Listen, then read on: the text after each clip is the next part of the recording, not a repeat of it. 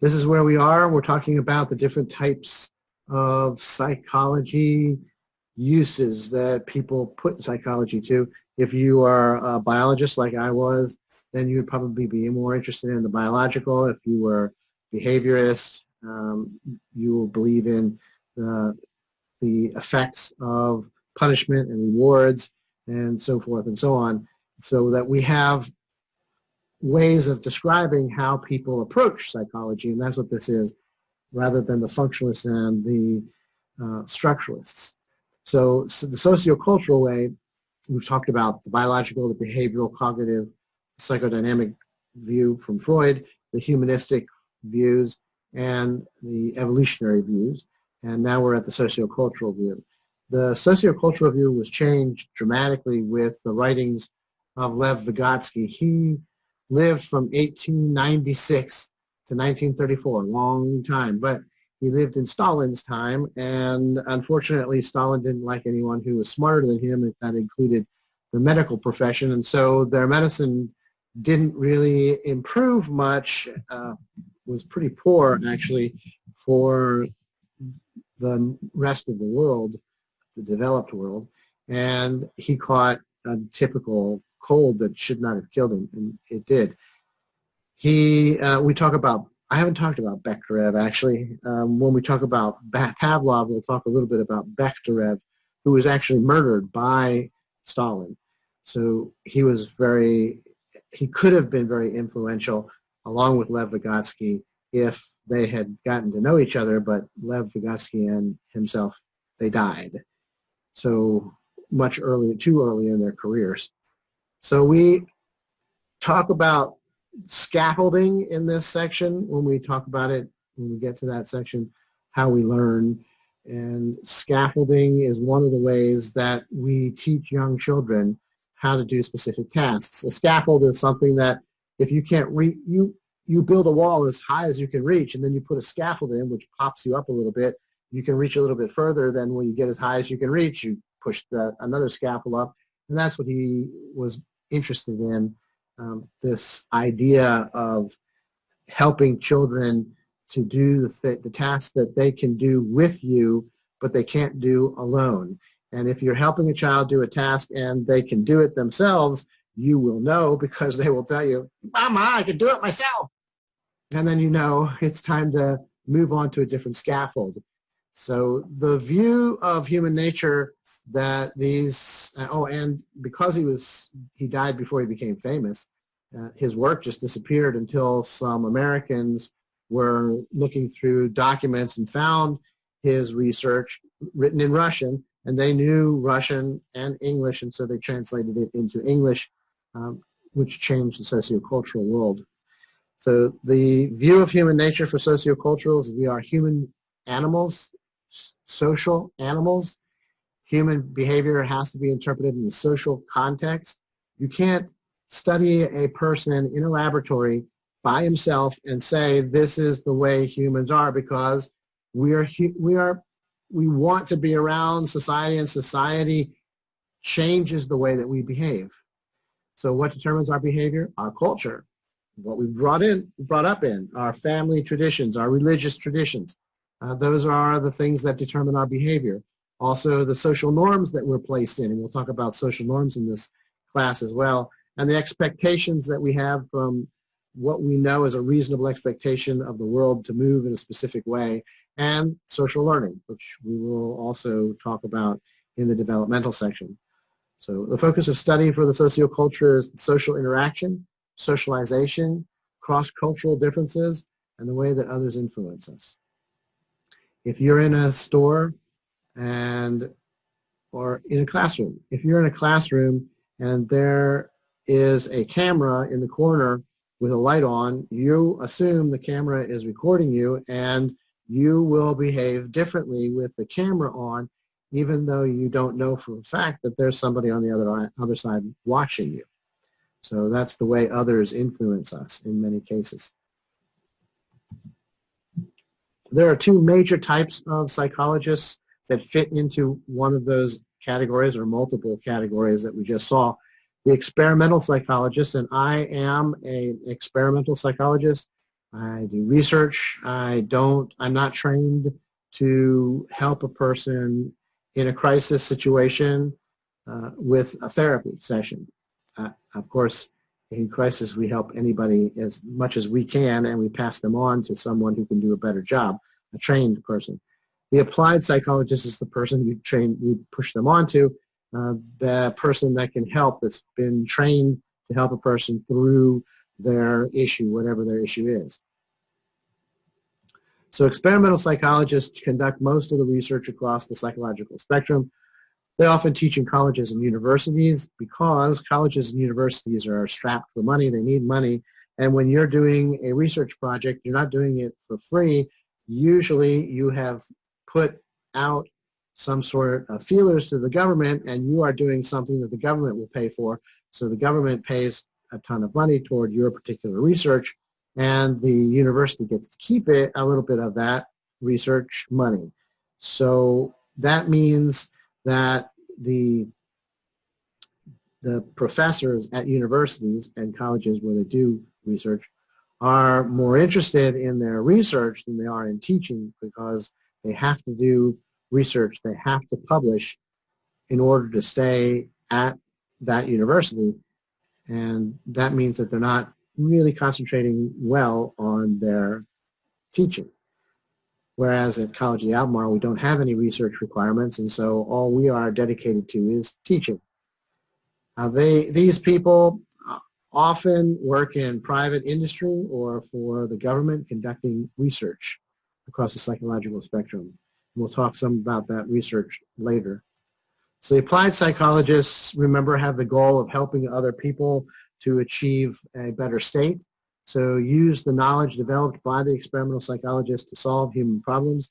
And when they do that, they are they're helping a person in a specific way.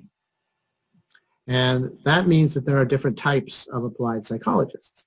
So there are many ways to use the knowledge found by the experimental psychologists. So applied psychology comes in many different forms, and we'll talk about these 6 forms right here in this lecture. So the clinical, before I get to clinical, I'd like to ask a question. How many of you think clinical is the more invasive type of and long-term than counseling?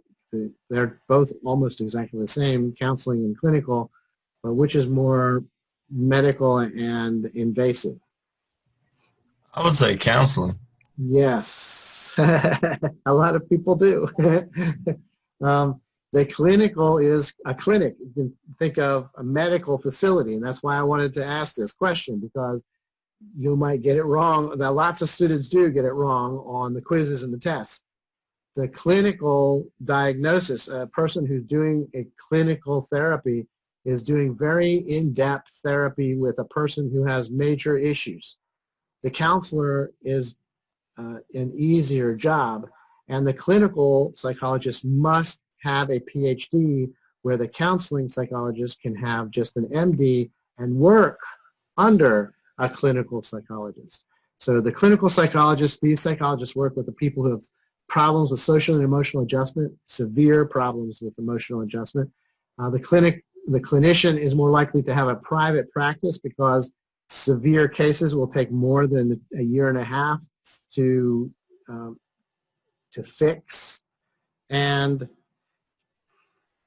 the insurance company will not pay for more than 2 years. So you'd have to be in private practice, and you have to have somebody that has money to be able to do that. And the same thing goes with psychotherapy, which we'll talk about later. But you have a very difficult issue, and it's going to take a long time to fix, and sometimes there will have to be drugs involved. If a person comes to us and is anxious or depressed, it is very difficult to have them sit for half an hour and talk to you. They're depressed or they're anxious, and they can't tell you what's wrong with them easily. So we might have to give them drugs to begin with to get rid of the anxiety and get rid of the depressed state, but only temporarily. Remember, we don't think of the drugs as the be-all and end-all. And then while they're out of the state because of the drug, they will be able to participate in therapy better. So the clinician is more likely to have a private practice involving psychological testing and long-term therapy, whereas the counseling psychologist has the same function. They do the same thing, but with people with much less severe social and emotional adjustment. So the counselor is more likely to work for an agency or school and spend fewer sessions with each client rather than having the private practice that the clinicians do. You've probably actually known a school psychologist. They're all over the school systems, K through 12. And these psychologists have special knowledge in learning and the problems of teaching, that the students need different types of access to the data. So that typically they diagnose learning problems in a school district, although their expertise is limited to the students' issues and doesn't include the problems that the students have that's because of the PTAs and the school boards and the teachers who have their own agendas many times and get in the way of the learning process. School psychologists will diagnose learning problems. What does that mean? A learning problem, the most prevalent learning problem is dyslexia. Dyslexia is when a person cannot read a page because the letters and words on the page are moving around all the time. They can't focus on the words as well as we can if we don't have dyslexia. And everybody is doing well in the class, and the dyslexic's like, I don't understand. I'm trying to get the information, and I can't get the information. They have no idea, no concept that they are different, that they see the words on the page differently. And no teacher asks students. They just say, read this passage, and the students read the passage and they're done, and the dyslexic's still trying to get through it because they have an issue, but they don't know they have an issue. They think everybody sees the world the way they see it, and they have to be told and tested for it. My cousin, he was found to be dyslexic in the 10th grade. 10th grade. He only had 2 more grades to go to graduate, and he was a problem student. He was marked by the school system as a problem student because he was always getting into trouble, and he was doing very poorly in his grades. When they found out that he had dyslexia, my grandmother started reading to him all of his textbooks, and his grades went from C's and D's to A's and B's because his brain worked fine. He just couldn't get the information. So why don't they have audio textbooks in the school system for those people who can't read very well, because they're supposed to teach reading and they have to know how to read. They can't read. They have dyslexia. It's very difficult for them, but their brains are still completely useful. They have good brains.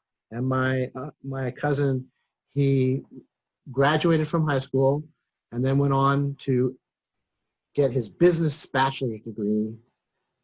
He graduated from, which is bachelor's degree, and then today he has hotels in Belize and in Uruguay. So he buys hotels in the United States, fixes them up, and sells them, flipping houses sort of type. And he is very wealthy and doing very well for himself. But he knows if he needs to get something, he has a secretary who reads it to him if it has to be in writing form, but he is a verbal communicator. He talks to people and he listens to people, but he can't get a letter and read the letter very well. So that's a school psychologist. Have any of you met a school psychologist? Have you ever been introduced to a school psychologist in your K through 12 grades? I remember ours when I was in school. Yeah. I remember mine when I was in school. Most of the time, interestingly, they are female. I have never met a male school psychologist, but I'm sure there are many out there. I just haven't ever met one before. So the IO Industrial Organizational Group of psychologists is the group of psychologists that specialize in modifying the workforce, the work environment, to maximize productivity and morale. Why would you care about your morale? And many people in charge don't. They don't care at all about the morale of their employees. But if their employees have low morale, they're probably going to move on to another job. And it won't take very long for them to do so. And if you are paying to train a person to do a particular job, you want that person to stay on the job for as long as possible. But if their morale is bad, they're going to get trained and leave, and then you lost all that training and gave the trained person to somebody else. Plus, if they're interacting with the public and they're upset and angry or just depressed, then that is going to present itself to the public, and the public's not going to be happy with the business that they get from you. Some of them develop tests and procedures to help organizations select new employees. And this is, again, this is an HR factor, usually human resources. When a person gets hired by the human resources people, the human resources is usually extroverts that are in human resources. And if that person comes to you in HR and two people come in with the same basic resume, and one of them is introverted, the other one's extroverted, we are connected to people that are like us, and so HR will always pick the extrovert over the introvert if that HR person is also an extrovert. Well, that's great. Person's hired, they're an extrovert, they get all the training they need, and then they're put in a cubicle to do their work. And no, an extrovert needs to see people, needs noises around them, they need a lot of noise around them to keep their brains active and do a good job.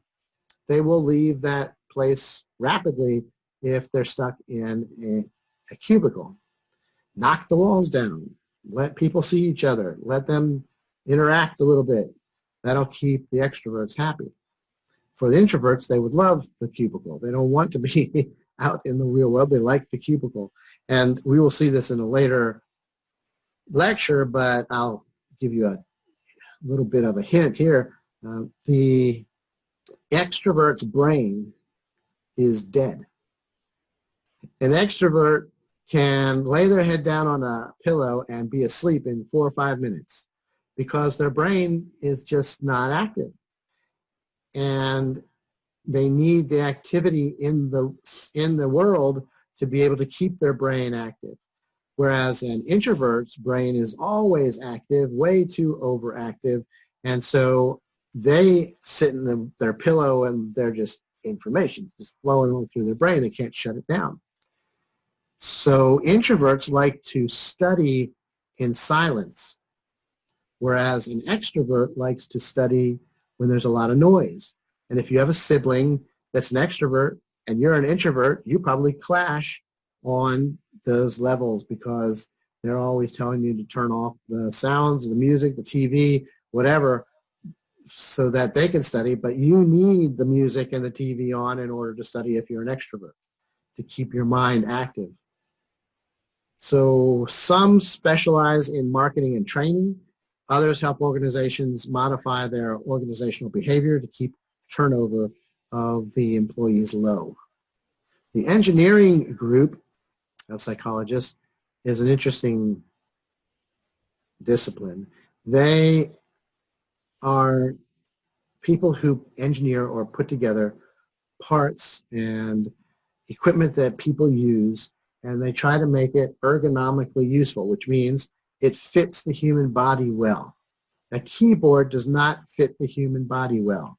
If you just put your hands on the table, just let them loosely on the table, you will see that your index finger, tip of your index finger, lines up pretty well with your elbow. But if you are typing and you're in a normal typewriter, you have to twist your hands in order for your hands to get on the typewriter properly. So the that particular piece of equipment that everybody uses. They have to twist their arms to get to it, to type properly, and create tunnel carpal syndrome. Microsoft's engineers came up with a new design that the keyboard is split so that your hands are in the normal position and you're not putting any pressure on these tendons so that you can type without any problems. It won't create tunnel carpal syndrome in you. That's an engineering group. They also have produced an excellent chair that's perfect for the human body. It's an ergonomically designed chair. It has no back to it. You have underneath the chair there are bars, and you put your feet over the bar to hold you, and it's put your back in a perfect sway position for your backbone. But nobody wants to buy it because we all like the back of the chair, and we like to push back on the back of the chair and rock. And if we didn't have the back of the chair, we won't feel comfortable, even if it is a well-designed chair for the human body. The engineering psychologists also look for human error in accidents. So my mom was the second woman ever appointed to a magistrate's position in Virginia. And she, if you ever seen Night Court, the show Night Court, that was her, basically. She was the judge. And in that position, she dealt with a lot of traffic accidents. And there was a traffic accident where somebody was hurt, and the cars were messed up, and they were being held as evidence. And a Volvo engineer came in and wanted to see the car, the Volvo that was in the accident. And Mom wanted to know why, and the Volvo engineer said, no one should ever get hurt in a Volvo. We have designed the car so that if they're wearing their seatbelt properly, they should not get hurt. And this happened and somebody got hurt. We want to know why so we can figure out how to change the design so that that particular thing won't happen again. And from then on, my mom has owned a Volvo. Now, Volvo has been bought out, I think, by Ford, and so they're not as good as they used to be. But that's my mom's story. I have a couple more stories about my mom, too. So to determine what went wrong and how it can be avoided in the future, that's the reason the engineering psychologist wanted to see the Volvo. The rehabilitation psychologists are not, I think, it's a very difficult job. If I'm a piano player and I lose my arm, the doctors can heal me so that I won't die, I won't bleed out, but they can't reattach the arm. And robotics isn't good enough yet, but it's getting there. Maybe 50 years from now, you'll be able to put a robotic arm on a person and have it respond to brain commands just like a regular arm. But today, we can't do that. And if you lose your arm, you may still be alive, but you're going to be grieving the loss of your arm, depressed, unable to move forward, because that's what you did for a living. Now what am I going to do with one arm? There's lots of things you can do with one arm, but they're not thinking in that way, and many of them end up with massive depression. And so the rehabilitation psychologist deals with people who need help adjusting to their new medical condition. And job training is a specific way that interests these particular psychologists to get people out and get them trained in a new job. So those are the different types of psychologists. Any questions about them?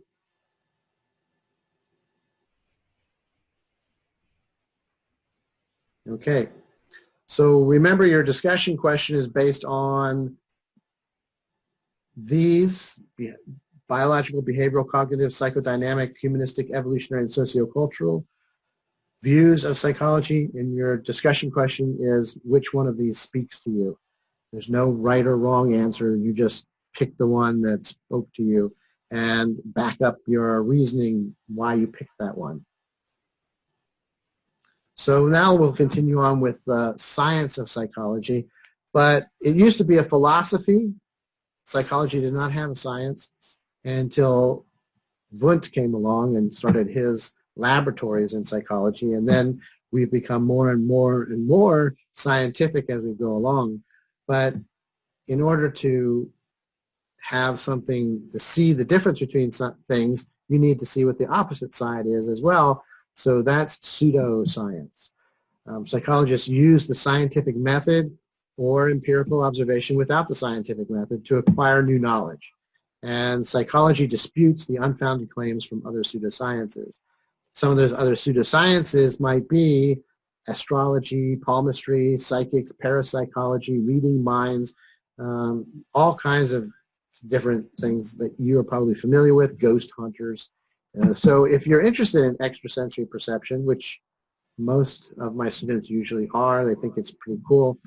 Duke University performed many scientific tests on parapsychology in the 1930s, and Dr. Rhine published a book in 1937, which you can still find it in used bookstores. Not very much. Actually costs more to ship it than it does for the book usually nowadays. And he found that parapsychology does not exist because he couldn't find anybody that could perform better than flipping a coin, a 50-50 chance that you got it right. And so he would hold up cards and people would see the back of the card and he would have a square or he would have a circle and the person had to read his mind. That was one of the different ways that they did it. And yeah, they got it right sometimes, but that's anecdotal evidence. If you put it all together, all the ones they didn't get right and all the ones they did, no better than flipping a coin. So it's coincidence is what we would call that. So there are 3 different types of experimental methods that psychologists use: the behavioral between subject studies, ABA experiments, and within subject studies. Now, when I was in school, within subject studies were available, but nobody did them because the mathematics was horrible. And so today we have computers, and the computers can do all of the work. The mathematic works after we just plug in the numbers. So within subjects is on the rise, but I don't particularly like the within subjects. My favorite is the between subjects, and then the ABA is another one. So in between subjects experiments, you have 2 groups. One is the experimental group, the other one is a control group, and you don't do anything to the control group, you only do things to the group that is getting the experimental treatment. So the experimental group gets some kind of treatment, and the control group gets no treatment. If we want to know if a drug gets COVID better, right? They're testing drugs right now on COVID.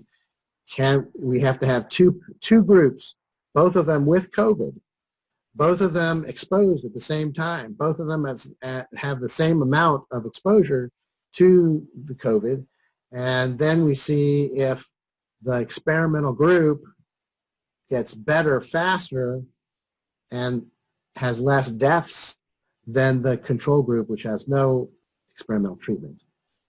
But that's kind of an ethical, moral issue right there, because if you have put in the paper, I need people in an experiment and all of them have breast cancer, of this particular type of breast cancer, and you have 100 people respond, and you put them in 2 groups, 50 in one group, 50 in the other group, one of the groups is going to get no treatment whatsoever for their cancer. Their cancer is going to continue to grow, and the other group is going to get the treatment, and they may or may not get better, but at least they have a chance of getting better, and that's an ethical dilemma, because the people that don't get the drug could get much worse during the treatment time, during the time the experiment is going on. And that's actually happened. That's a typical scenario for the cancer studies and for COVID studies too. But there was an experiment that was done that tried to show a particular drug would cure breast cancer.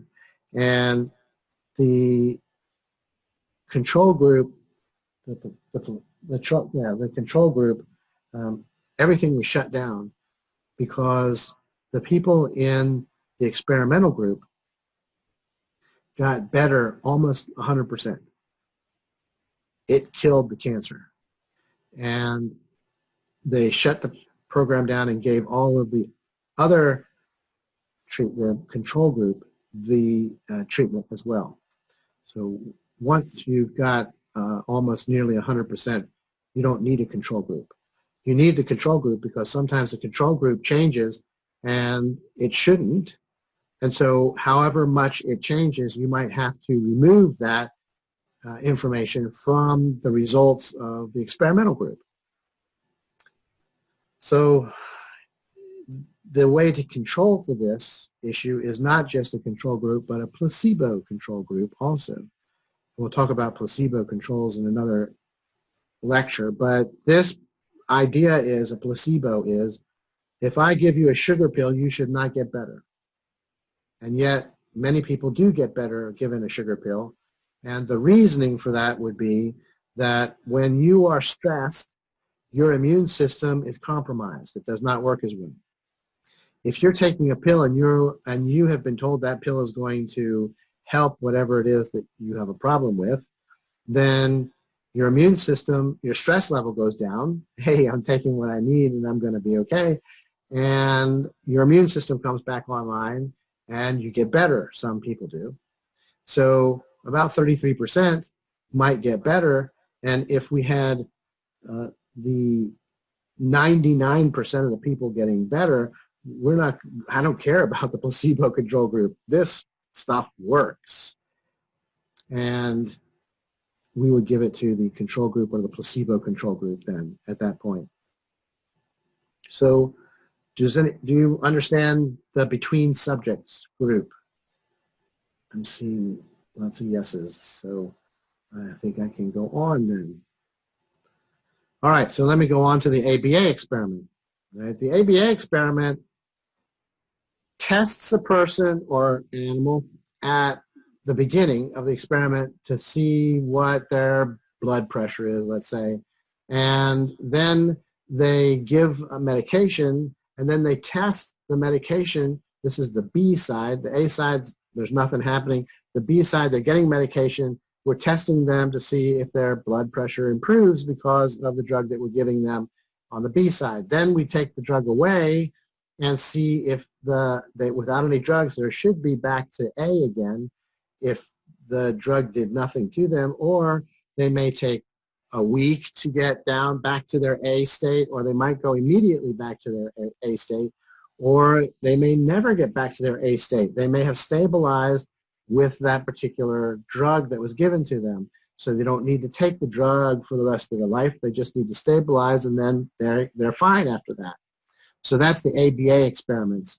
They test you before the treatment, they test you during the treatment, they test you after the treatment to see if there's any correlations there. Then there's the within subjects. As I said, I didn't usually see much within subject experimentation in the past, but with computers today, you can deal with the statistics much better. But you just take a whole group, a giant group of people, and you give the entire group 2 different treatments. And then you have to figure out from the results which treatment it was that caused that result, whatever the result was. And that's a nightmare. Mathematically, that's a nightmare. Some of the terms we use for research is standardization, which is using a set of uniform procedures for treating each patient and for recording the data. You have to have this written down, the standardization, this uniform procedures, so that when this experiment is over and you publish it, somebody else can take your exact information and duplicate it. Or you yourself can take and go back to your old data and your old experiments and redo them, replicate your own experiments to see if the results are the same. This happens a lot in psychology, unfortunately, that people do not standardize, and then you can't replicate the information. If you can't replicate it, then it's not useful data. The population that you use, if you're studying human beings, is the population of the planet. And we can't do research on billions of people. So we get a sample of the population, and it's a subset of the whole population, and we do research on that sample instead of the whole population of human beings on the planet. But we need a representative sample. And if you're studying and want to know about how children act, then having an adult in your group is useless. We don't want that. We want all children if we're studying children. So it's got to be a representative sample. And the problem there is it comes across sometimes that the person did not do a good job of finding a representative sample. This actually happened recently in my teaching time frame. It was 15 years. So for 15 years ago, this actually happened in the United States, I believe it was. Two scientists came up with cold fusion. Now, cold fusion is the holy grail of electricity. If you can create cold fusion, then you end up with all the energy we would ever need in the entire world if you could do it. And they found it. And they published their data. And scientists all over the world were thrilled and tried to replicate their data, and not a single one of those scientists was able to replicate the data. So they went back to try to replicate their own data, and they couldn't come up with the answer themselves again the second time. So something they did wrong, some missed decimal point, or who knows what it was, they had egg on their face. So that's samples and how you have to standardize. There's also, in the representative sample, there's a group called the Nielsen rating. Any of you have heard of the Nielsen rating? Have any of you heard about Nielsen? Okay. Nielsen rates TV shows. And in the time when, in the past, ancient past for me, the Nielsen would send a box to a family who they'd already contacted and said, can we send you this box? So it was okay, privacy issues were taken care of. This box would only activate when you turned on the TV. It was plugged into the TV. When it got plugged into the TV and when the TV was turned on, it knew what time it was, and it knew what channel you were on, because there were only 3 channels when I was young. Only three channels, and ABC, NBC, and CBS. And it would know what show was on at that time in that particular area. And they would rate the shows, and a good Nielsen rating, a high Nielsen rating, meant lots of people were watching your show. And if lots of people were watching your show, you could charge more money for advertising, and advertisers wanted to be on your show advertising because more people would see their advertisements.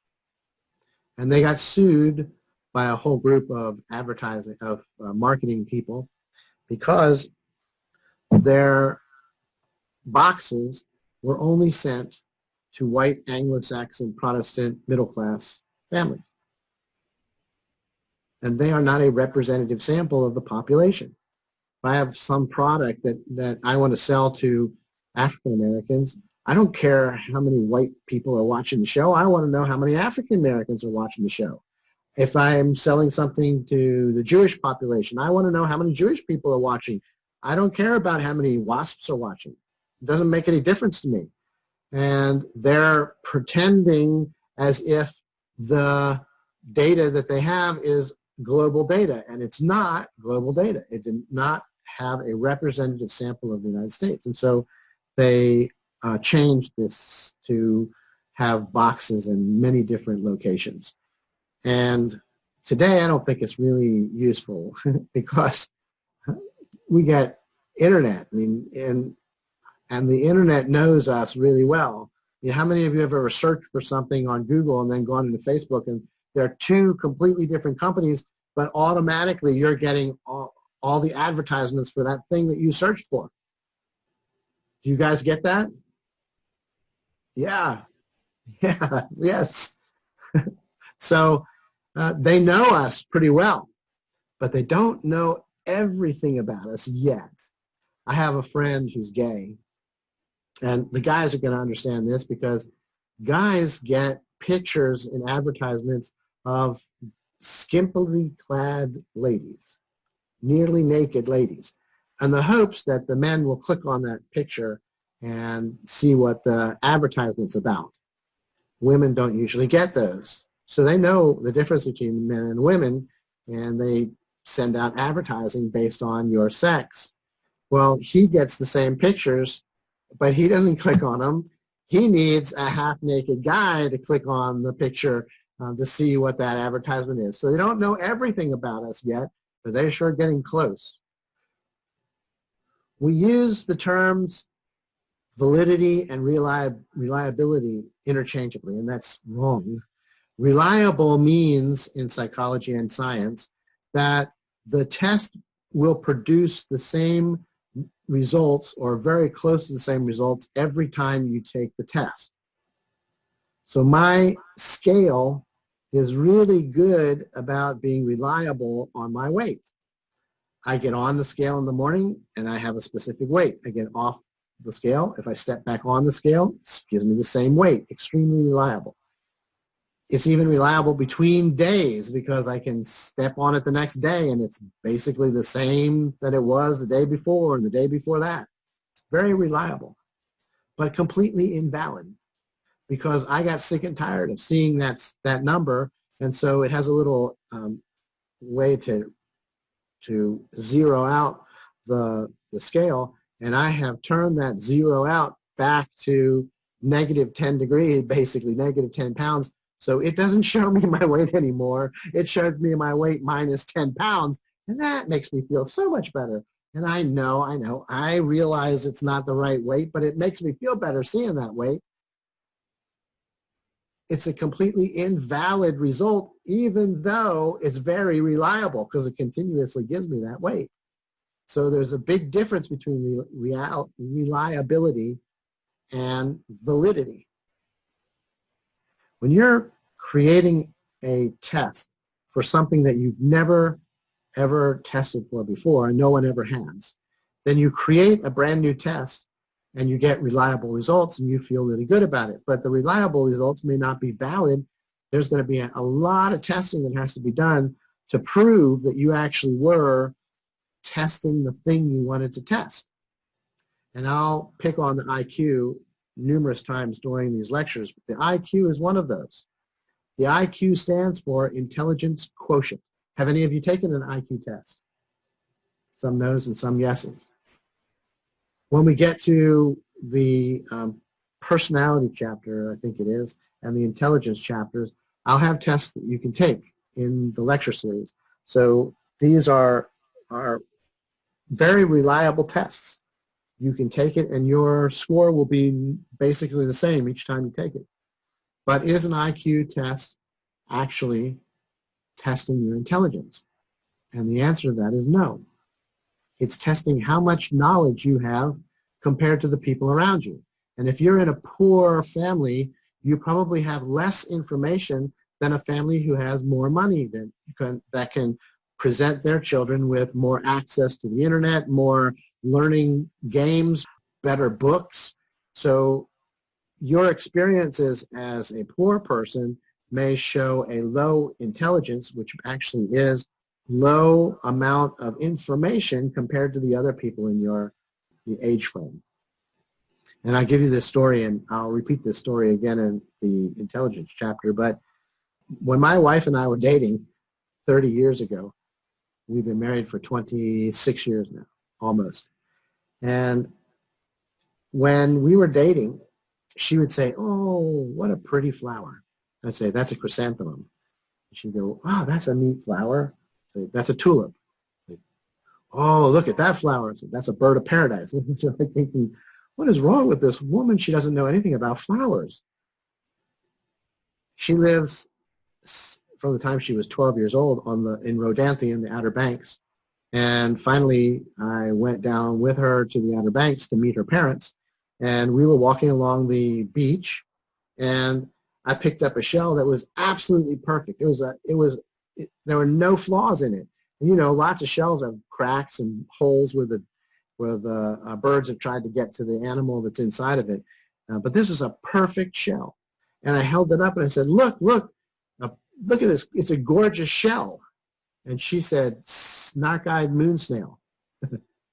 She knew every single thing on the beach, every shell, every pod, anything that was seaweed, anything that was on the beach. She knew what it was because her experience from 12 years on to that point had always been the beach. And my experience is that my mom was a florist. So I knew all kinds of stuff about flowers.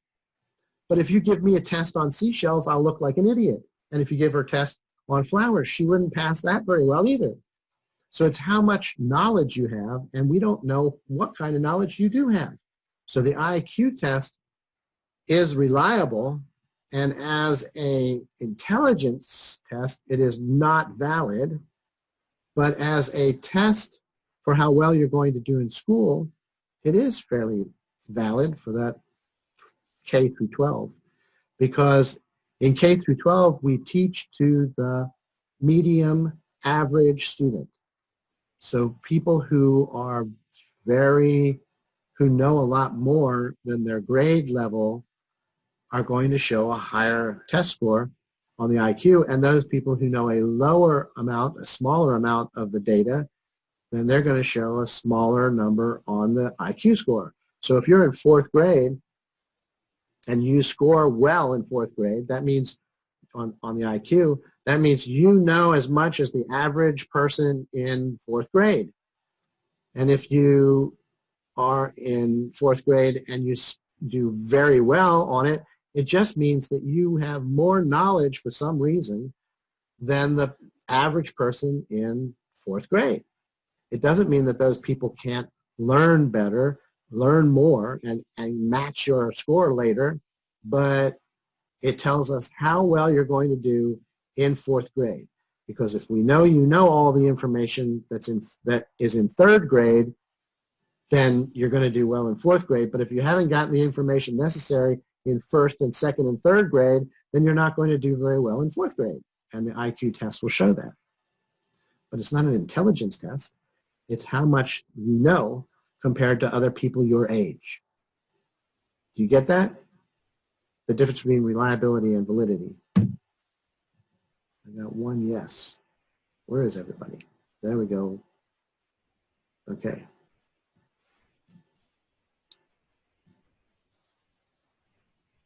Very good. Lots of yeses. All right. So many psychologists, like the researchers in all different sciences and disciplines, use what's called the scientific method, a 5-step method to try to control for biases and to develop the tests in their ideas. They use the scientific method. Researchers manipulate what's called an independent variable and then witness the effect on the dependent variable. And other researchers conduct what's called empirical investigations, or listening or seeing, smelling, sound, touch, taste.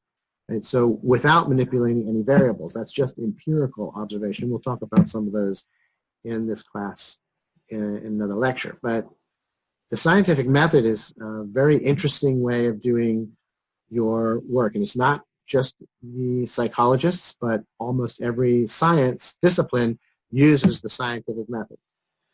So if I have a hypothesis, which we'll talk about what a hypothesis is, it's a thesis, little thesis.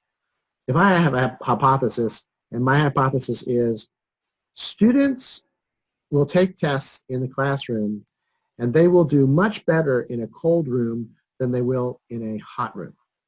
So I put all of my students together and some of the other teachers' students together, and I do the test. The independent variable is the variable that I control. The dependent variable is the variable that changes based on the variable that I control. So in this scenario, what is the independent variable?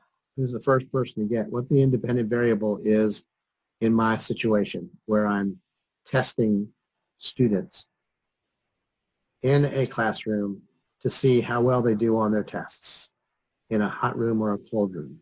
What am I controlling? The temperature. Yes, the temperature. All right.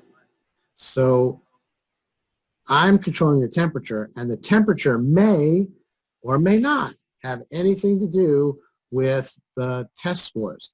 The test scores are the dependent variable. They're dependent or might be not dependent on the variable that I am changing, the independent variable. And if I do that and I actually come up with a great answer, what will happen is somebody will come back and say, well, that was a pretty stupid experiment because you did it during the summer. And of course, the students will prefer to be in a colder room in the summer than they will in the winter. They want it to be warmer, most likely, and that's called a confounding variable, a variable I did not think about that may actually change the results of the experiment. And I would have to do that experiment all the entire year, throughout the year, and I would have to take measurements outside to see what the temperature was, to see if the temperature actually has any connection with the results of the test. So that's a confounding variable, right? And statistics are used all the time to make you believe specific things. And unfortunately, statistics are manipulatable, right? They can be manipulated very badly. The statistics, there's actually a saying, there are white lies, there are actual lies, and then there's statistics, the worst kind of lie. And what you need to know is that statistics are backed by a lot of research and experiments, but many times the people using that information are abusing that information. So when I was a kid, there were 3 different toothpastes: Crest, Colgate, and I think it was Palmolive. And Colgate came out with a TV commercial that said, there is no better toothpaste than Colgate. There is no better toothpaste than Colgate. What does that make you think then? Oh, Colgate must be the best then. That's not what they said. They said there's no better because every single brand, all 3 brands, were exactly the same. So there's nothing better, meaning they wanted you to think they're the best, and there you would then use Colgate instead of the other 2. So everything I tell you can be truthful, but I don't tell you 100% of the truth. And that is a manipulation of statistics. And that's just the abuse of statistics. And you have to be very careful of abuse of statistics in your life. So empirical investigation is research that relies on sensory experiences and observations to acquire the data. And the scientific method is a 5-step process for investigating a hypothesis under conditions designed to control bias and subjective problems. So the developing a hypothesis. Hypothesis, hypo means either below or little. So in the brain, we have a thalamus and we have a hypothalamus. And the hypothalamus is both below the thalamus and smaller than the thalamus. So it's a perfect example of using the word hypo. But hypothesis or hypothesis actually means little theory. So we reject simple opinion in favor of a hypothesis, which is a statement which predicts the outcome of a scientific study under specific operational conditions. You have to be able to test your hypothesis for it to be a true hypothesis, otherwise it's just an opinion. If my little girl says, Dad, I have a dragon in the basement, I'm playing with a dragon in the basement, I can say, well, let's go down. I'd love to see him. Oh no, Dad, he's invisible, you can't see him. Well, let's go down to the basement and look at the footprints in the dust on the ground in the basement. Oh, no, Daddy, he floats in the air. You can't see his footprints. Okay, well, let's take some marshmallows on sticks and take them down there, and he can blow flame on them and roast our marshmallows. No, Daddy, he doesn't spray fire like other dragons do. like, okay, there's no way to test this hypothesis. This is pseudoscience. It is not a real testable event, so it's certainly not a thesis or a hypothesis. The operational definitions, the exact procedures used in establishing your experimental conditions are very important. You have to be able to put them out step by step so that everybody can duplicate your experiment if they want to. And review your experiment to see if you did it correctly or if you have errors that you missed something. The independent variable we just talked about, and we also randomize using chance alone to determine the presentation of the order of the stimulus and the assigning of the subjects to groups. The reason we do this is because if you give the same treatment in the same form day after day after day, you can get a very specific result because of the treatment, because the way the treatment is done. So for instance, is this bowl, if I have a bowl of water, is this bowl hot or cold? I will have you stick your hand in ice water and then put your hand into this water and you will say it's hot, that's hot water. Or I will put your hand in hot water and then have you put your hand in this bowl and you will say, oh, that's cold water. Because of the presentation, the way the presentation was done, I can manipulate what the answer is going to be. And so we randomly assign how the stimuli occur, and we randomly assign the subjects to the groups as well. I don't want to pick all my friends to be in one group because I picked friends because they are similar to me and they're not a representative sample of the entire world. So those are randomizations, and these are the only random events we want in the experiment. We use this randomization to reduce bias which exists, which we'll talk about. You gather up the data. The data is that dependent variable, which we've already talked about, and then you analyze that information to see how the information fits into our results and our hypothesis. So we test that to see if it fits into the hypothesis, and it might not. We might find that the hypothesis was wrong. And so we still have to put that information out there for other people because somebody might be thinking of the exact same experiment to do, and here you've already done it. You can save them time, and if they look at your standard procedures and go, ooh, but wait, you didn't do this, that could be a confounding variable. I'm going to repeat it using the possible confounding variable. So even a rejected hypothesis, it's important. We did learn something from it. So we publish in scientific journals.